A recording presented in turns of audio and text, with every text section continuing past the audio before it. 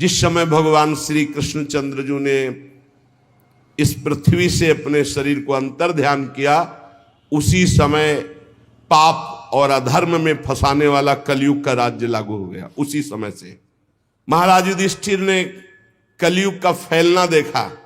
देश में, नगर में, घरों में, प्राणियों के हृदयों में असत्य, छल, हिंसा, अधर्म, व्यभिचार, ये सब की बढ़ोतरी हो रही। अपने भाइयों से कहा महाप्रस्थान का निश्चय करो, अब रहना नहीं इस पृथ्वी में, बड़ा मंगल रूप होगा कलयुग का।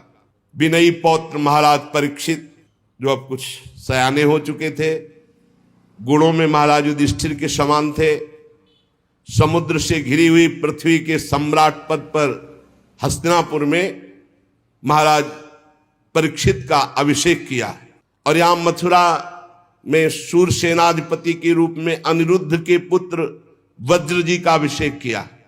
इसके बाद युधिष्ठिर जी ने प्राजापति यज्ञ करके आह्वानी अग्नियों को अपने में लीन किया और जड़वत होकर जैसे पागल बाल खोल लिए, सब वस्त्राभूषण उतार दिए, एक चीर वस्त्र लंगोटी धारण किया, भावना से वाणी को मन में, मन को प्राण में, प्राण को अपान में, अपान को उसकी क्रिया मृत्यु में, मृत्यु को पंचभूत शरीर में लीन कर दिया। शरीर को मृत्यु रूप अनुभव करके त्रिगुण में मिला दिया, त्रिगुण को मूल प्रकृति में, मूल प्रकृति को सर्व कारण रूपा प्रकृति में, प्रकृति को आत्मा में, आत्मा को ब्रह्म में विलीन करके जीवन मुक्त हो गए तत्काल। यह है भगवान के निज जनों का महामहिमामय स्वरूप। जीवन मुक्त, आवागमन मुक्त, पहले मुक्त, अब चीर वस्त्र धारण किया और नियम लिया कि मुख में ना जल जाएगा ना अन्न जाएगा, जब तक प्राण है ना अन्न ना जल। मौन, केश खोल लिए और बिना किसी को देखे सुने बोले निकल पड़े। पर ब्रह्म स्थिति, उत्तर दिशा की ओर बढ़ते चले जा रहे हैं। भीमसेन, अर्जुन, नकुल, सहदेव, द्रौपदी, इन्होंने जब देखा कि भैया इस महाप्रस्थान को, तो ये भी महाप्रस्थान को भगवान श्री कृष्ण के चरणों का सब ध्यान करते हुए महाराज युधिष्ठिर के पीछे पीछे महाप्रस्थान। सबकी बुद्धि एकमात्र कृष्णाकार, सबकी बुद्धि श्री कृष्ण में लगी हुई। फलतः एक एक गिरते जा रहे हैं। भीमसेन बताते जा रहे हैं, द्रौपदी गिरी, नकुल, सहदेव हिमालय में, एक बार भी पीछे मुड़कर नहीं देखा। अर्जुन गिरे, भीमसेन में अकेले महाराज, सीधे विमान आया था महाराज युधिष्ठिर जी के लिए, और ये शरीर छोड़कर दिव्य लोक को पहले ही प्राप्त हो गए। भगवान के प्यारे भक्त पांडवों के महाप्रयाण की इस पवित्र मंगलमयी कथा को जो पुरुष सुनता है, वो निश्चय ही निष्पाप होकर मोक्ष को, भगवत धाम को प्राप्त होता है। पांडवों का महाप्रयाण, जब महाराज परीक्षित ने देखा कि निरपेक्ष होकर हमारे पूज्य जन प्राण त्यागने के लिए हिमालय को चले गए, ब्रह्म ऋषियों के चरणों की आराधना करके पूरी पृथ्वी का शासन महाराज परीक्षित करने लगे। यहां से जाना है, देखो सब कितना वैभव, सब क्या है, शरीर छोड़ा, भजन है तो ठीक है, भजन नहीं तो व्यर्थ है, ये सब नौटंकी नाटक है, 4 दिन का, मरने के बाद कुछ नहीं, और सबको मरना पड़ता है भाई। जब भगवान अंतर ध्यान हो गए, ये महापुरुष अंतर ध्यान हो गए, तो अपने लोग तो घास फूस की तरह है। महाराज परीक्षित उत्तर की पुत्री इरावती से विवाह किया, उनके जन्मेजय आदि 4 पुत्र हुए। कृपाचार्य को आचार्य बनाकर गंगा तट पर 3 अश्वमेध किए महाराज परीक्षित ने, और ब्रह्म ऋषियों को खूब पुष्कल दक्षिणा दी। यज्ञ में जिस देवता को बुलाया जाता स्वयं प्रकट होकर आहुति ग्रहण करते, क्योंकि महाभागवत महाराज परीक्षित के द्वारा यज्ञ हो रहे।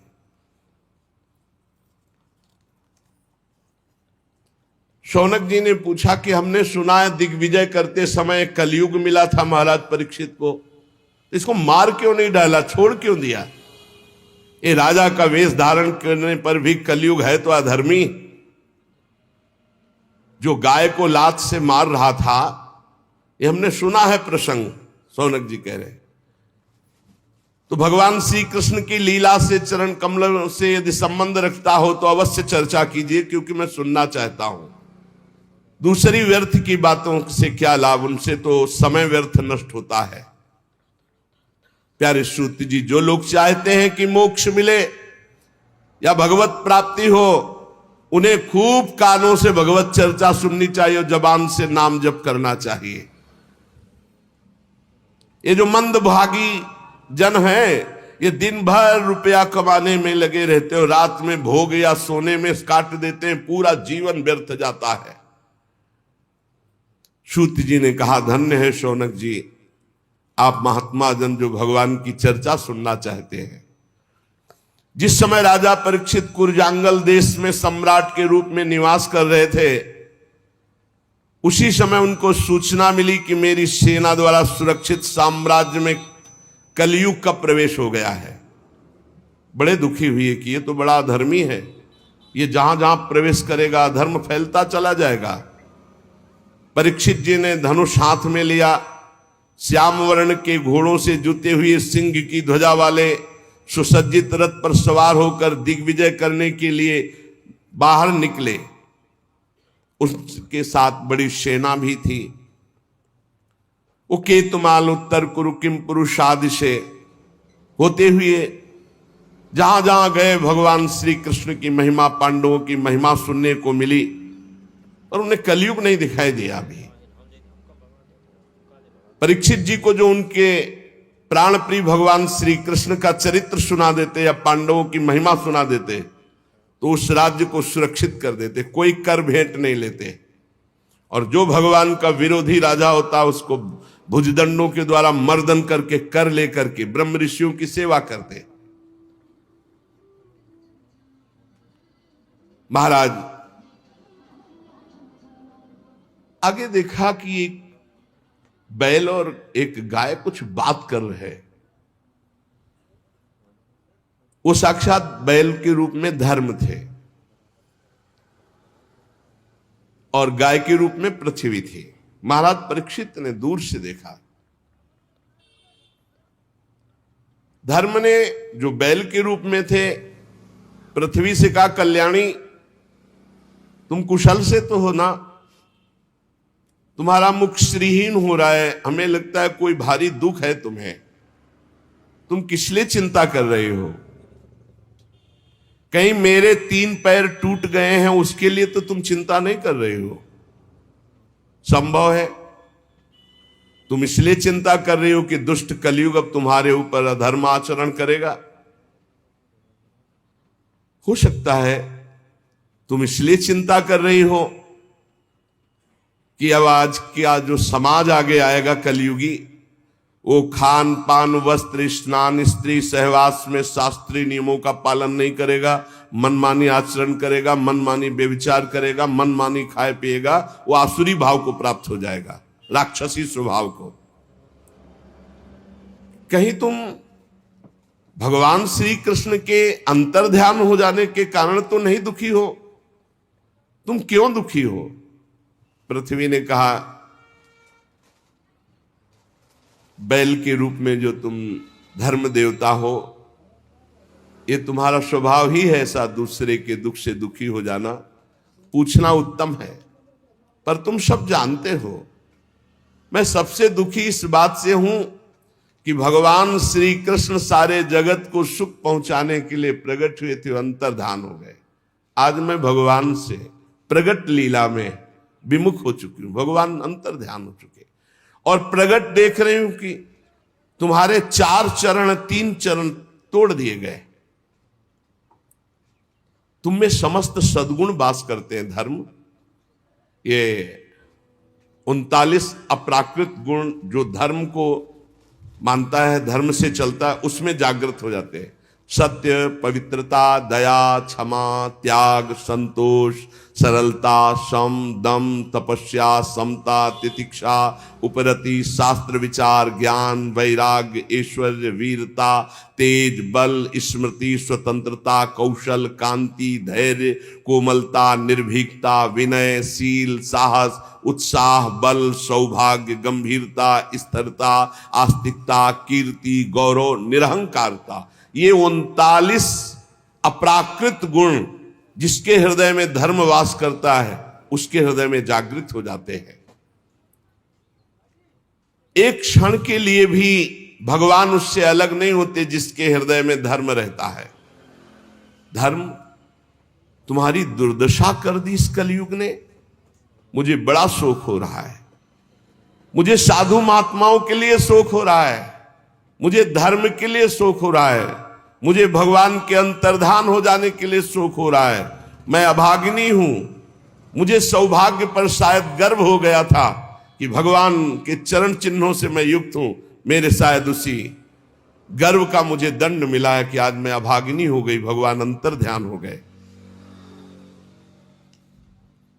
सूत जी कहते हैं, परीक्षित जी संवाद सुन रहे थे। उन्होंने देखा कि राजा का तो वेश है, पर ये दुष्ट पैर से गाय को मार रहा है, पैर से बैल को मार रहा है, डंडे से पिटाई कर रहा है, और ये ऐसा समझ रहा है कि यही राजा है।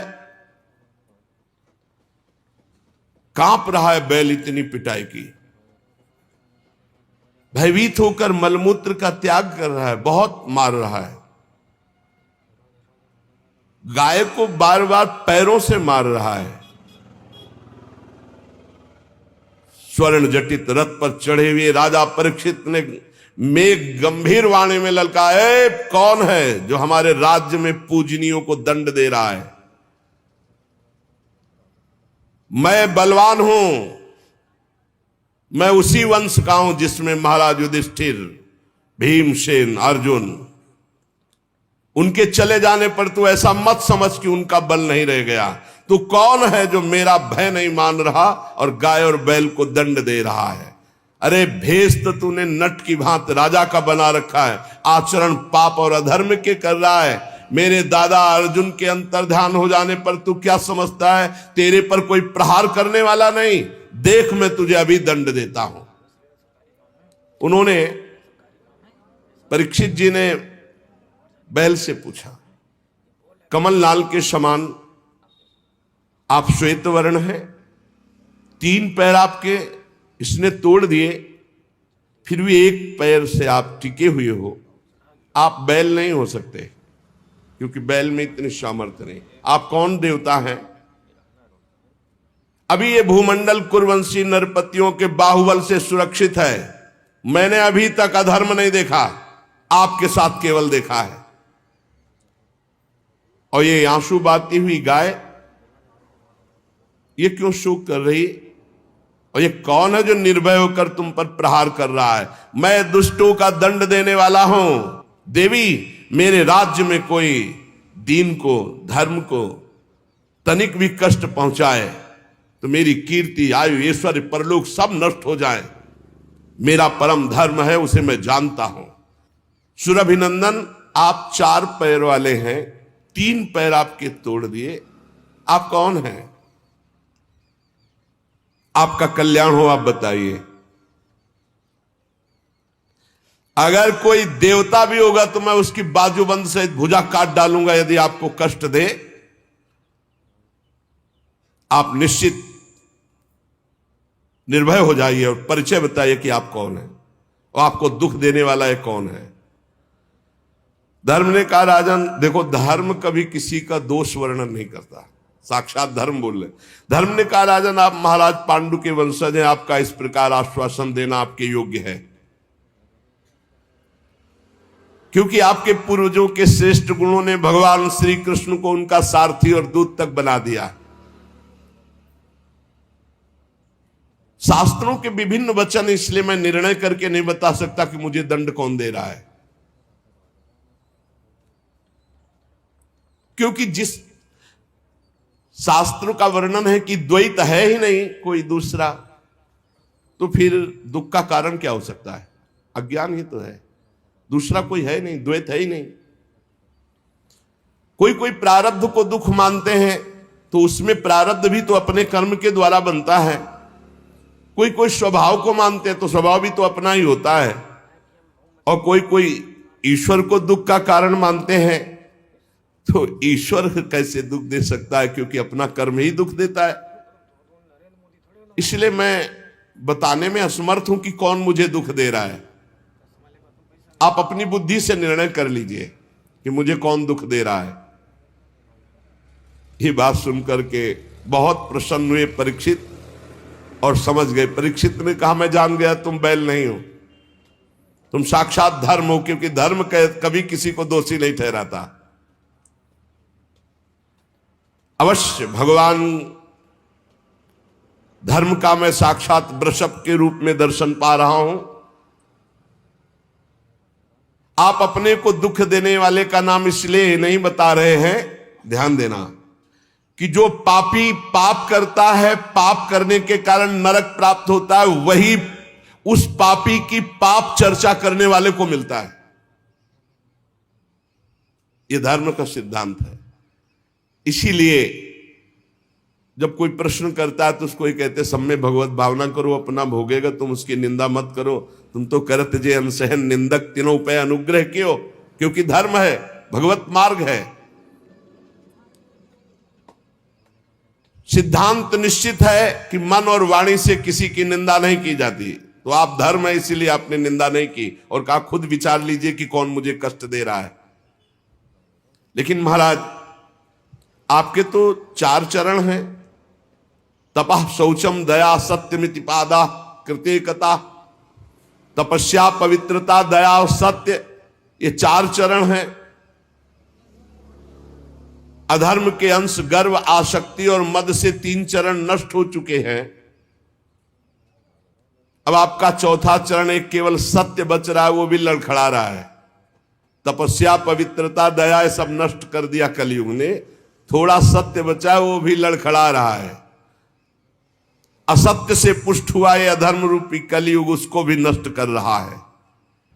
ये गाय के रूप में साक्षात पृथ्वी है। भगवान ने इनका भारी बोझ उतारा था। मैं समझ गया, ये राजा का स्वांग बना करके धर्मद्रोही पापी कलयुग है, मैं इसे अभी मारता हूं। कलयुग ने देखा कि प्रत्यंचा चढ़ा ली और बाण संधान कर लिया, तो तुरंत उसने मुकुट उतारा और दौड़ करके चरणों में गिरे। महाराज मैं आपका शरणागत हूं, मेरी रक्षा करो। महाराज परीक्षित के चरणों में मुकुट रख दिया कलयुग ने। शरणागत का महत्व जानने वाले महाराज परीक्षित ने देखा पैरों में पड़ा हुआ है कलयुग, तो हंसते हुए कहा, जब तो हाथ जोड़ करके महाराज युधिष्ठिर के वंश में उत्पन्न हुए किसी वीर की शरण में आ गया तो तुझे मारूंगा तो नहीं, पर तू अधर्म का आचरण कराने वाला मेरे राज्य में नहीं रह सकता। क्योंकि जहां जिसके शरीर को तू स्पर्श करेगा वो झूठ बोलेगा, लोभी हो जाएगा, चोरी करेगा, दुष्टता करेगा, व्यभिचार करेगा, स्वधर्म त्याग करेगा, दरिद्र हो जाएगा, कपटी हो जाएगा, कलही हो जाएगा, दम्भी हो जाएगा, पाखंडी हो जाएगा, पापी हो जाएगा तेरे स्पर्श करने से कलयुग के।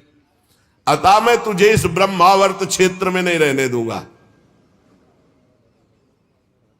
क्योंकि यहां सब यज्ञ पुरुष भगवान की आराधना करने वाले हैं। परीक्षित बहुत कान तक खींचे हुए बाण संधान और चरणों में पड़ा कांप रहा था। देखा कि अब मैं कहां जाऊंगा, जहां जाऊंगा तहां इनका राज्य है, मुझे मारेंगे, तो इनको फंसाऊं पहले। महाराज आप सार्वभौम सम्राट हैं, यत्रा क्वचन वत्स्यामि सार्वभौमम तवाज्ञया लक्ष्ये तति तत्रापि त्वामात्तेषु सरासनम। मैं जहां रहने की सोचता हूं वहां देखता हूं महाराज परीक्षित बाण संधान करे हुए खड़े हैं। महाराज मुझे कहीं भी जगह नहीं मिल रही, आप मुझे जगह दीजिए जहां मैं रह पाऊं। मैं आपका शरणागत हूं, मारोगे हुए नहीं, और पूरे राज्य में रहने दोगे नहीं तो कुछ तो जगह बता दो, मैं जहां देखता हूं आप धनुष बाण संधान किए हुए दिखाई दे रहे हो। बड़े प्रसन्न हुए परीक्षित जी, और वो यही चाहता था किसी तरह इनका क्रोध शांत हो और मैं इनको फंसा पाऊं। परीक्षित जी ने विचार किया कि हमारे राज्य में महापाप कोई नहीं कर रहा। अभ्यर्थी तदा तस्मई स्थानानि कलहे ददौ द्यूतम पानम स्त्रिया सूना यत्राधर्मस चतुर्विधा। ये 4 महापाप महाराज के राज्य में कोई नहीं कर रहा था उस समय। मदिरा नहीं पीना, जुआ नहीं खेलना महाराज परीक्षित के राज्य में, और पर स्त्री का सहवास नहीं करना, और किसी की हिंसा करके मांस नहीं खाना। ये 4 बातें। तो उन्होंने सोचा ये प्राय हमारे राज्य में है नहीं, तो इसके रहने के लिए स्थान दे दिया 4। शराब पीने वाले, पराई स्त्री के प्रति काम भाव रखने वाले, जुआ खेलने वाले और हिंसा करके मांस खाने वालों की बुद्धि में कलयुग का वास हो। और जहां कलयुग का वास है, लोभ, झूठ, चोरी, दुष्टता, स्वधर्म त्याग, व्यभिचार, दरिद्रता, कपट, कलह, दम्भ, दूसरे पाप सब बढ़ते चले जाएंगे। मतलब घोर पाप कराता है जिसकी बुद्धि में। तो समझ लीजिए, मदिरापान, मांस भक्षण, परिस्त्री गमन, जुआ खेलना, ये 4 स्थान महाराज परीक्षित ने कलयुग को दिए। और उन्होंने कहा महाराज आप तो ये सब कूड़ा ही करकट दे दिए, और आपके राज्य में ऐसे है नहीं, मुझे डर लगता है। कोई एक तो स्थान महाराज हम पर दया करो, कोई एक स्थान तो थोड़ा। महाराज परीक्षित विचार करने लगे और कहा हमारे राज्य में कोई चोरी भी नहीं कर, तो जो स्वर्ण की चोरी करे उस पर। बोले बस बस बस महाराज, बस पर्याप्त है, पर्याप्त, आगे का काम तो हम करवा लेंगे, बस स्वर्ण की चोरी, धन की चोरी। अर्थात जब जुआ खेला जाता है तो इसमें झूठ की प्रधानता होती है, जब शराब पिया जाता है तो इसमें अहंकार की प्रधानता होती है, जब स्त्री संभोग किया जाता है तो काम की प्रधानता होती है, जब हिंसा की जाती है तो वैर की प्रधानता होती है, और जब धन आदि की बात होती है, अधर्म के द्वारा घूस आदि लेना, ये सब स्वर्ण चोरी के अंतर्गत है, तो रजोगुण की प्रधानता होती है। और रजोगुण छाया हुआ, कलयुग ने सोचा आप किसी की भी बुद्धि नहीं बकाया रखेंगे, सब में हमारा वास हो जाएगा, क्योंकि रजोगुण चोरी, कहीं ना कहीं छल कपट छुपाओ, बस इतने में हमारा प्रवेश हो जाएगा। परीक्षित ने 5 स्थान दिए, जुआ खेलना, शराब पीना, परिस्त्री गमन करना, हिंसा मांस खाना, और रजोगुण चोरी करना, छल कपट किसी भी तरह से धन का अपहरण करना। कलयुग 5 स्थान का वास स्वीकार करके बड़ी सावधानी से देखने लगा कि किसमें झूठ है, किसमें अहंकार है, किसमें काम है, किसमें वैर है, किसमें रजोगुण है। कौन शराब पीता है, कौन परिस्त्री गमन की भावना रखता है, कौन मांस खाता है, कौन जो मिले बस। और चोरी तो बढ़ना शुरू हो गया, बुद्धि भ्रष्ट कर दी। राजा परीक्षित ने अपने पुण्य बल से धर्म के 3 चरण जोड़ दिए, तपस्या, पवित्रता और दया, और चौथा तो सत्य था ही। आश्वासन दिया जब तक हमारा राज्य है तब तक आप सुरक्षित रहेंगे। अभिमन्यु नंदन राजा परीक्षित बड़े प्रभावशाली। श्रुति जी कहते हैं अद्भुत कर्मा भगवान श्री कृष्ण की कृपा से राजा परीक्षित अपनी माता की कोख में अश्वस्थामा के ब्रह्मास्त्र से भगवान की कृपा से नहीं जले, भगवान का दर्शन पाया। लेकिन एक घटना घट गई कि एक छोटे ब्रह्म ऋषि बालक के शाप ने उनको भस्म कर दिया। तक्षक सर्प काटेगा आज के 7वें दिन और तुम मर जाओगे, तो वो बात ऐसी हुई। ब्रह्मास्त्र नहीं जला पाया, लेकिन ब्रह्म ऋषि के वाक अस्त्र ने भस्म कर दिया। पर प्राण उनके भयभीत नहीं हुए। वो गंगा तट का आश्रय लेकर भगवान सुखदेव जी के मुख से श्रीमद् भागवत सुनकर भगवत प्राप्ति की।